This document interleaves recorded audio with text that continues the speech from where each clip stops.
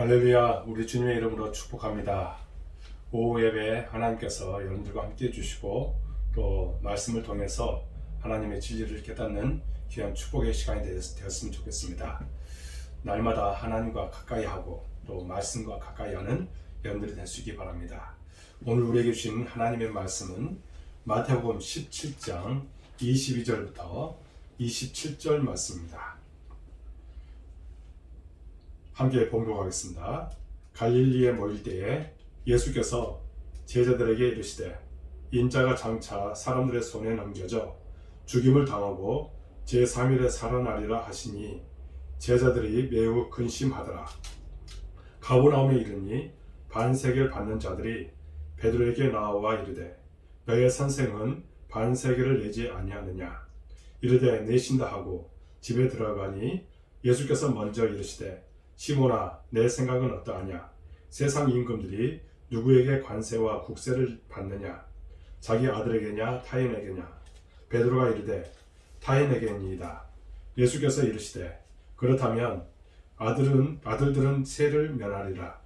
그러나 우리가 그들이 실족하지 않게 하기 위하여 내가 바다에 가서 낚시를 던져 먼저 오르는 고기를 가져 입을 열면 돈 한 세기를 얻을 것이니 가져다가 나와 너를 위하여 주라 하시니라. 아멘. 기도하겠습니다. 하나님 아버지, 오후 예배를 드립니다. 하나님께서 함께 해주시고 우리가 온라인으로 이처럼 예배를 드리지만 우리 마음에 말씀으로 충만해지도록 도와주시고 하나님과 가까이 하며 경건하게 주님과 날마다 동행하는 삶을 사도록 도와주옵소서. 주께서 우리와 함께 해주심을 믿사옵고 예수 그리스도 이름으로 간절히 기도하옵나이다. 아멘. 오늘 우리가 말씀을 나누고자 하는 제목은 성전세를 내신 예수님이라는 내용으로 함께 은혜를 나누고자 합니다. 오늘 본문 22절과 23절에 보면 갈릴리에 모일 때에 예수께서 제자들에게 이르시되 인자가 장차 사람들의 손에 넘겨져 죽임을 당하고 제3일에 살아나리라고 하였습니다. 이 말씀은 사람들이 예수님을 죽이게 될 것이나 하나님의 역사로 3일 만에 다시 살아나게 될 것임을 뜻합니다. 이는 주님께서 장차 다가올 시험에 대비하여 제자들이 각오를 단단히 하기를 원하는 마음에서 마태복음 16장 21절에 이어서 두 번째로 하신 말씀입니다. 그런데 문제는 이러한 말씀을 들은 제자들의 반응이었습니다. 즉 그들은 이러한 주님의 말씀을 듣자 매우 근심하였다고 했습니다. 그렇다면 이러한 제자들의 모습을 보면서 우리가 깨닫게 되는 교훈이 무엇입니까? 일반적으로 사람들은 어떤 사실을 접할 때에 나름대로의 생각과 이해를 가지고 그 관점에서만 아니면 자신의 관심 분야만을 선별하여 받아들이는 경향이 있습니다. 예컨대 길을 걷다가 어떤 사람과 마주쳤을 경우 미용사는 그 사람의 헤어스타일을 주로 기억하고 성형외과 의사는 그 사람의 성형수술 흔적을 찾아보고 패션 디자이너는 그 사람이 입은 옷에 대해 정확히 기억합니다. 하지만 그들은 모두 다른 부분에는 별로 관심이 없었기에 거기에 거의 다른 것은 기억을 하지 못한다는 겁니다. 이렇게 사람으로 하여금 전체적으로 보지 못하고 자신의 관점에서 부분적으로만 보게 만드는 것을 가리켜서 선이해 혹은 선입견이라고 부릅니다. 예수님께서는 분명히 자신이 죽으실 것과 똑같이 제3일 만에 다시 살아나실 것을 말씀하셨는데도 불구하고 제자들은 오직 예수님의 죽음에만 관심을 집중하므로 주님의 부활에 대해서는 생각지도 깨닫지도 못했음을 보여줍니다. 이처럼 제자들은 예수님을 정치적 메시아로서만 생각하고 있던 편견과 오해로 말미암아 주님의 말씀 중 십자가 순환에 대해서만 들었을 뿐 부활에 대한 말씀은 듣지 못하고 매우 근심하게 되었던 것입니다. 그런데 이러한 현상은 오늘날에도 여전히 계속되고 있습니다. 그래서 인류의 종말에 대하여 그때는 아무도 모른다고 선언하신 주님의 말씀에는 길을 막은 채 오늘날에도 그때가 몇 년 며칠이라고 하면서 사람들을 미혹하는 무리들이 있다는 겁니다. 그런가 하면 은혜와 축복에만 집착하는 사람들은 하나님의 공의와 믿음의 고난에 대한 말씀에는 그들이 귀를 기울이지 아니하고 소경이 되어서 값싼 은혜와 물질적 축복만을 추구하는 신앙생활을 하게 된다는 겁니다. 그러나 우리는 이처럼 잘못된 편견이나 선입견의 노예가 되지 않도록 언제나 하나님의 말씀을 전체적으로 볼 줄 아는 지혜가 필요하다는 겁니다. 그래서 온전한 마음으로 눈과 귀를 열어 하나님의 말씀을 통전적으로 받아들일 줄 아는 그런 사람이 우리가 되어야 된다는 겁니다.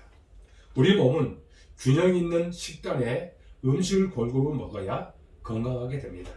그런데 인스턴트 식품만 골라 먹는 것처럼 음식을 섭취한다면 결국 부작용으로 건강의 균형을 잃어버리고 맙니다.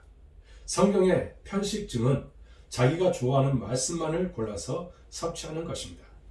이것은 마치 종합 선물 세트에서 입에 달콤한 초콜릿만을 골라 먹으므로 결국 이를 상하고 또 몸을 해치게 되는 것과 같다는 겁니다.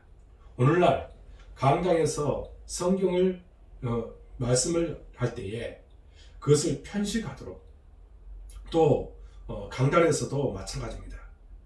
편식하도록 설교하고 가르치면 안 된다는 겁니다.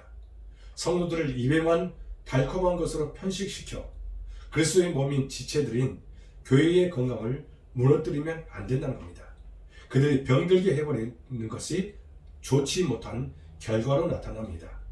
그러다 보면 성도들도 편식을 좋아하고 그래서 고난에 대해서 이야기하면 그들은 거부한다는 겁니다. 여러분, 특히 기복주의, 물질주의, 저급한 신비주의, 인권운동 이런 것들은 한쪽으로 치우치기 쉽다는 겁니다. 이런 모습으로 계속해서 전하게 되면 건강한 성도가 되지 못한다는 겁니다. 그렇기 때문에 골고루 때로는 고난에 대해서, 때로는 축복에 대해서, 때로는 은혜에 대해서, 때로는 십자가에 대해서 계속해서 전해야 건강한 모습으로 생활할 수 있다는 겁니다. 그러므로 우리 복된 교회는 건강한 교회라는 이 사실을 기억하고 우리 복된 교회 안에서 신앙생활을 하고 있다는 것을 감사할 수 있기를 주님의 이름으로 축복합니다. 그러므로 우리가 진정 모든 성경은 하나님의 감동을 낸 하나님의 말씀으로 믿는다면 언제나 치우치지 않는 통전적인 성경관으로 하나님의 공의와 사랑, 고난과 축복, 십자가와 부활 이런 진리를 온전히 깨닫고 받아들임으로써 절름발이 신앙, 왜곡된 신앙이 아니라 균형이 잡히고 온전하고 그래서 건강한 신앙의 소유자가 될 수 있어야 될 줄로 믿습니다. 오늘 27절에서 이제 24절에서 27절은 성전세에 대한 논쟁입니다. 먼저 24절에 보면 가버나움에 이르니 반세계를 받는 자들이 베드로에게 나와 이르되 너의 선생은 반세계를 내지 아니하느냐고 했습니다. 예수님께서는 십자가 순환이 기다리는 예루살렘으로 올라가시기 전 마지막으로 갈릴리 선교의 중심지인 가버나움을 방문하셨습니다. 그리고 이곳에서 예수님은 자신을 정죄하려고 혈안이 되어 있는 자들에 대하여 성전세 납부 논쟁에 휩싸이게 됩니다. 반세겔이란 두 드라크마를 뜻합니다. 드라크마는 은으로 만들어진 유대인 기본적인 주화로 100드라크마는 1문화였으며 6천 드라크마는 1달란트에 해당되었습니다. BC 360년경에 1드라크마는 양 한 마리 가격이었으며 황소 한 마리는 5드라크마였습니다. 오늘 본문에서 말하고 있는 반세겔 즉 두 드라크마는 25세부터 50세까지의 유대인 모든 남자들이 매년 그렇게 내야만 했던 성전세를 말합니다. 성전세는 성전의 유지 및 보수 비용으로 사용되었던 것으로 출애굽기 30장 11절에서 16절에 규정된 속전으로부터 시작되었습니다. 속전이란 이스라엘 백성들이 애굽의 종살이로부터 구원해 주신 하나님의 은혜에 대해 감사함으로 드리는 일종의 의무세로 후일에 정기적인 매년의 인두세로 발전하게 되었습니다. 이는 로마법의 규정에는 없었으므로 강제적인 세금은 아니었으나 유대인 사이에서는 당연히 내어야 하는 것으로 취급되어서 대부분의 유대인은 자발적으로 내었습니다. 예수님을 대적하고 정죄하기에 혈안이 된 자들은 이 반세겔 곧 성전세를 문제 삼아서 베드로에게 나와 이르되 너희 선생이 반세겔을 내지 아니하느냐고 따져 물었습니다. 이에 베드로는 즉시 내신다고 대답을 합니다. 베드로는 예수님께서 당연히 성전세를 내야 할 것으로 생각하였던 것 같습니다. 따라서 그는 이 문제에 대하여 예수님께 묻기도 전에 먼저 성전세를 요구하는 이들에게 내신다고 대답했고 또 예수님께서 계신 집으로 들어갔던 것입니다.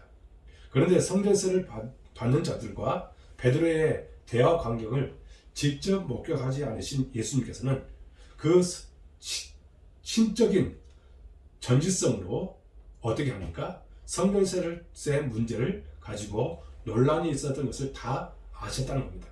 그리고 베드로에게 이르되 시몬아 내 생각은 어떠하냐? 세상 임금들이 네게 관세와 국세를 받느냐? 자기 아들에게냐 타인에게냐? 물었던 것입니다. 관세란 국가가 일정한 지역의 경계선을 통과하는 상품에 대하여 부과하는 통과세이고 그리고 상품에 대한 간접세를 말합니다.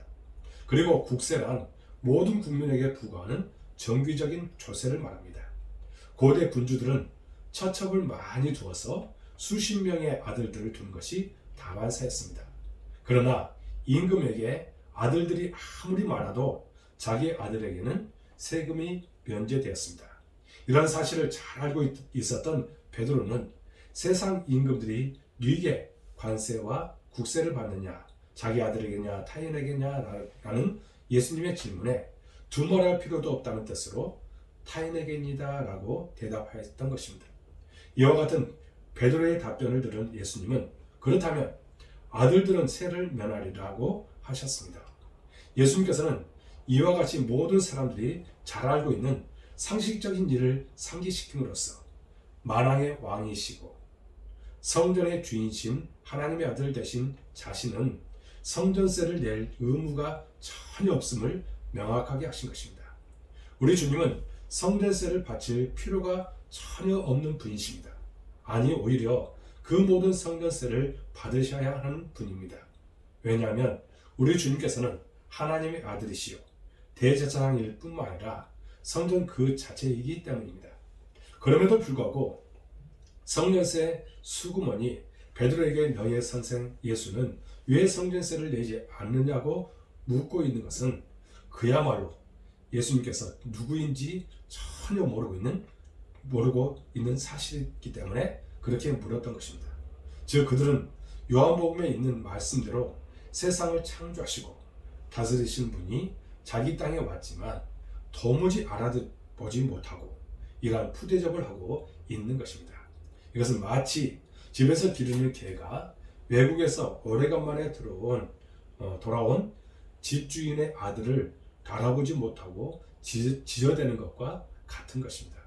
그러므로 성도 여러분, 여러분이 세상을 향해 복음을 전할 때 그들이 복음을 무시하고 여러분까지 소홀히 대접한다고 하여 결코 낙심하거나 상처를 받지 마십시오. 어차피 주님의 말씀처럼 우리는 세상에 속하지 아니하였고 그들 역시 우리가 속한 하늘에 속하지 않았기에 그들이 주님과 복음을 모르듯이 주님을 따르는 성도들 역시 알아보지 못하는 것은 당연한 것입니다.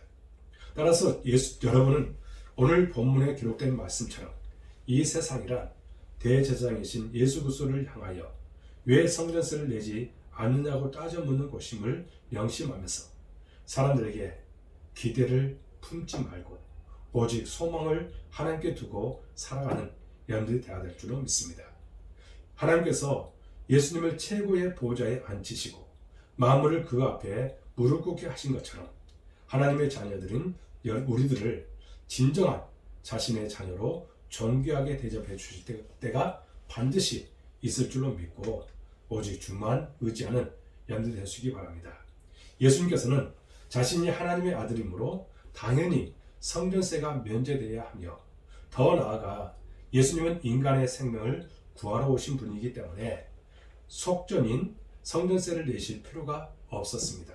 아니, 주님은 성전세를 내실 필요가 없었을 뿐만 아니라 오히려 성전세를 받으실 분이었습니다.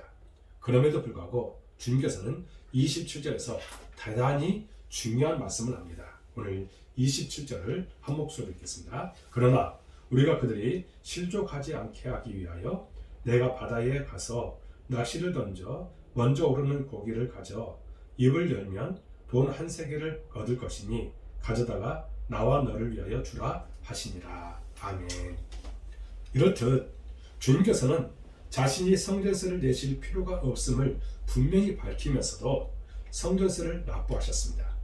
그것은 십자가 순환과 죽음을 통한 인류의 구원이라는 메시아의 과업을 앞두고 자신이 하나님의 아들이요 메시아이심을 모르는 사람들에게 불필요한 오해를 불러일으키어 마찰이 생긴 것을 원치 않았기 때문입니다.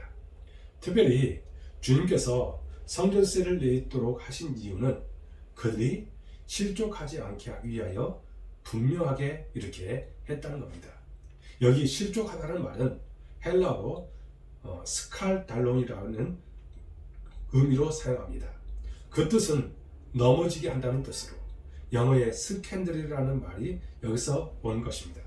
오늘날 스캔들이라고 하면 주로 남녀 관계에 대한 추문의 뜻으로 많이 사용되지만 당시는 정치, 경제, 종교 등 모든 방면에서 사람들 앞에 말썽이 되고 구설수에 오를 수 있는 일이면 모두 이 단어가 사용됐던 것입니다.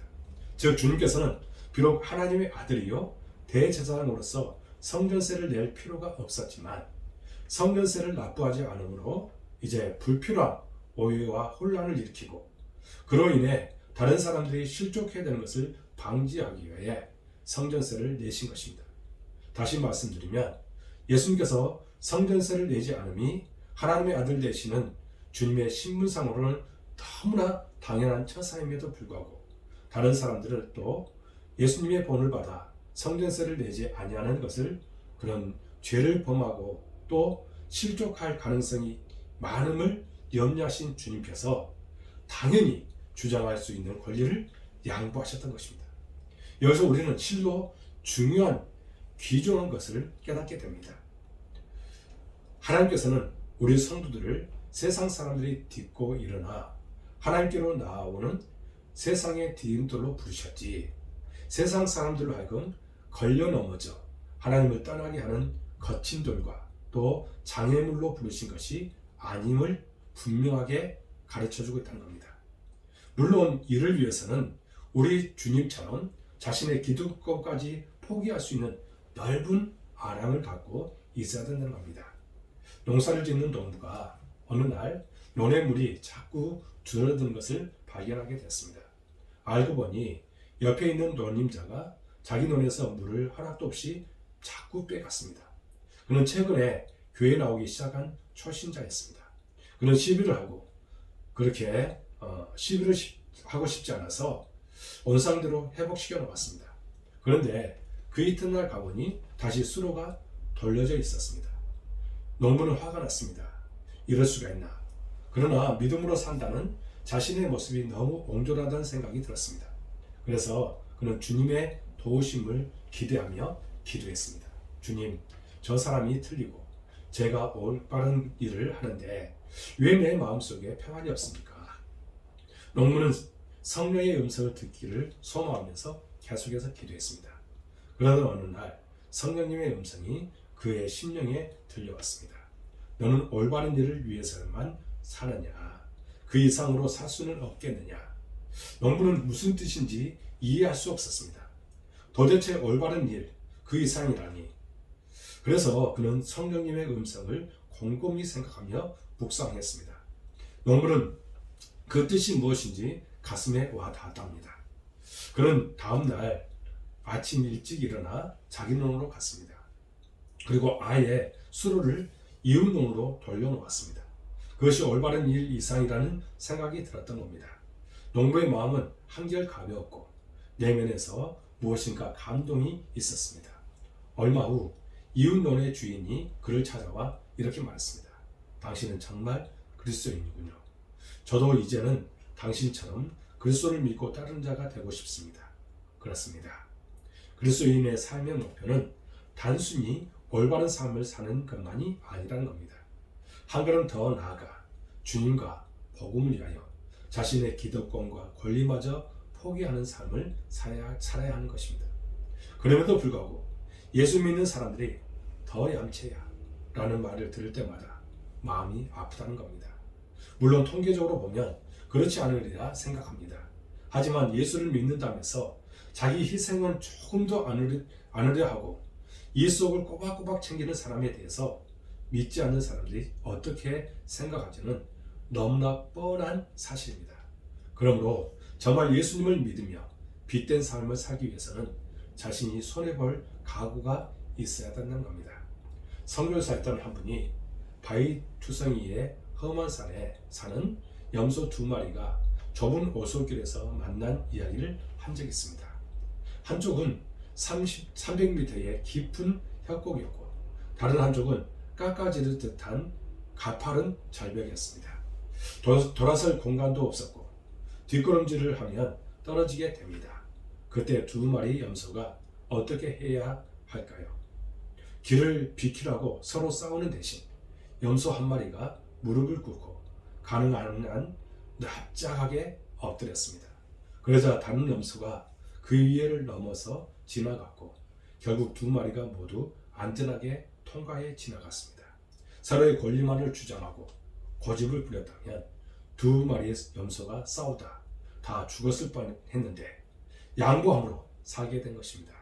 그런데 오늘 이 땅에는 어떤 면에서 염소보다 못한 사람들이 많이 있다는 겁니다. 여러분, 우리는 어떻게 해야 됩니까?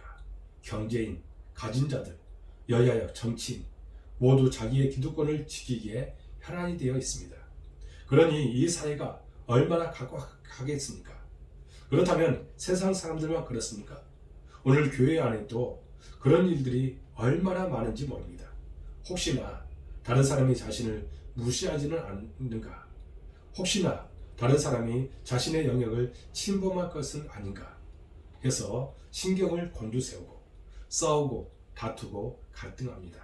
조금도 다른 사람을 배려할 줄 모르고 자신의 알량한 자존심이나 이익이나 권리를 지키기에만 몰두합니다.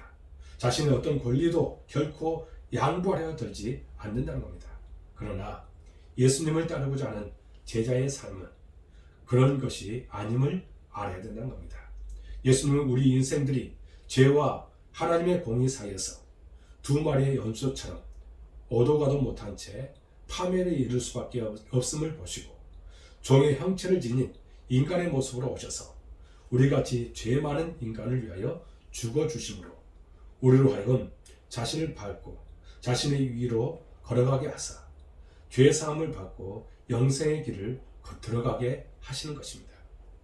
여러분, 이제 이 말씀을 우리 마음에 새기면서 우리가 어떻게 살아가는 것이 아름다운 모습인지 다시 한번 새기고 주님께서 원하시는 그 길을 따라갈 수 있기를 바랍니다. 여러분, 우리는 예수님의 믿음을 믿는 자로서 오늘 본문을 통하여 성전세를 내실 필요가 없는 하나님의 아들이요 성전의 대제사장이시오 아니 성전 그 자체이신 예수님께서 다른 사람들이 실족하지 않게 하기 위하여 자신의 권리를 기꺼이 양보하는 그 자세를 본받아 더 희생적이고 더 겸손하고 더 넓은 마음을 갖고 살아갈 수 있기를 주님 이름으로 축복합니다. 그런 우리를 통해서 반드시 하나님께서 영광을 얻어 주시고 또 많은 사람들이 주께로 돌아오는 놀라운 역사가 일어나게 될 줄로 믿습니다. 기도하겠습니다.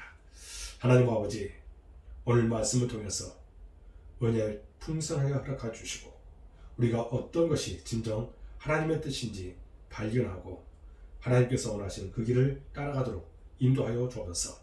성령께서 날마다 우리를 주관하여 주실 줄로 믿습니다. 이 시간 또한 기도합니다. 우리 복덕교회를 사랑해 주시고 여기가 도와주셨사오니 우리 교회가 성장과 부흥이 있도록 도와주옵소서. 마귀 사탄 일절 틈타지 않도록 도와주시고 동역자를 붙여주시고 사람을 붙여주셔서 주의 뜻이 반드시 나타날 줄을 믿습니다. 또한 우리 모든 성도들 기억하여 주시고 하는 모든 이들 형통케 하여 주옵소서. 100배의 축복을 하여 주옵소서. 기쁨과 감사가 넘치도록 도와주시옵소서. 사업회에 직장에 가정에 하나님의 은혜와 사랑이 풍성하게 임하여 주옵소서. 그 마음에 행복이 넘치도록 모든 것을 채워줄 줄로 믿습니다. 진정 하나님께서 원하시는 그 길을 따라가도록 도와주옵소서. 우리의 환우를 위해서 기도합니다. 불쌍히 여주시고 여호와 라파의 하나님을 만나도록 도와주옵소서. 특별히 아버지 하나님, 우리 박병호 성도님, 또 미나자매, 또 김종관 집사님, 우리 모든 성도들, 연약한 이들 주님께서 붙잡아 주시고 그들이 주 안에서 건강함 가운데 주님의 사랑으로 온전케 되도록 도와주옵소서. 우리 교회 학생들 주님께서 사랑해 주시고 그들의 앞길을 열어주실 줄 믿습니다. 학업을 위해서, 취업을 위해서 예수 곧 수고할 때에 아름다운 열매 맺도록 도와주옵소서. 하나님, 온라인으로 이처럼 오후 예배를 드리는 우리 모든 성도들 기억하여 주시고 축복하여 주시며 하나님께서 주신 사명을 잘 감당하도록 도와주옵소서. 이제 세상으로 파송받습니다. 세상 속에서 그리스도의 향기를 나타내게 해 주옵소서. 그리스도의 편지 역할을 감당케 하여 주옵소서. 빛과 소금의 역할을 감당하도록 도와주옵소서. 진정 하나님의 사람으로 온전케 되어서 많은 사람들을 주께로 인도하는 역할을 감당케 하여 주옵소서. 주께서 우리 모든 성도들 이끌어 주시고 축복해 주실 줄 믿사옵고 예수 그리스도의 이름으로 간절히 기도하옵나이다. 아멘. 하늘에 계신 우리 아버지, 아버지 이름을 거룩하게 하시며 아버지 나라가 오게 하시며 아버지의 뜻이 하늘에서와 같이 땅에서도 이루어지게 하소서. 오늘 우리에게 용할 양식을 주시고 우리가 우리에게 잘못한 사람을 용서해 준 것 같이 우리 죄를 용서해 주시고 우리를 시험에 빠지지 않게 하시고 악에서 구하소서. 나라와 권능과 영광이 영원히 아버지의 것입니다. 아멘.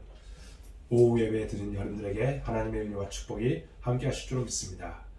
일주일 동안 승리하시고 또 하나님의 은혜 가운데 거하시기를 주님의 이름으로 축복합니다. 여러분들 사랑하고 축복합니다. 감사합니다.